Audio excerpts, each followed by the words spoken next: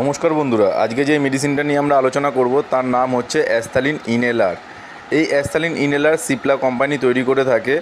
এর দাম হচ্ছে 180 টাকা 5 পয়সা। তো এবার এই অ্যাস্থালিন ইনহেলারটা আমাদের কী কাজে লাগে সেই বিষয়ে আমরা আলোচনা করব।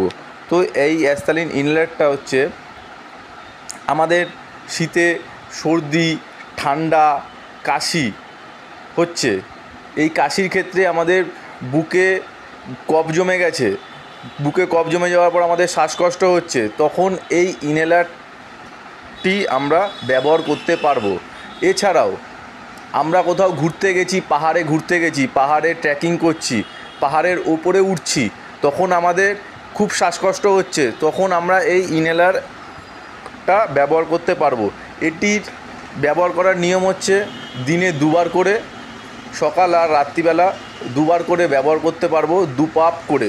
আর এটার মধ্যে 200 মিটারের ডোজ আছে, 200 বার আমরা ইউজ করতে পারবো।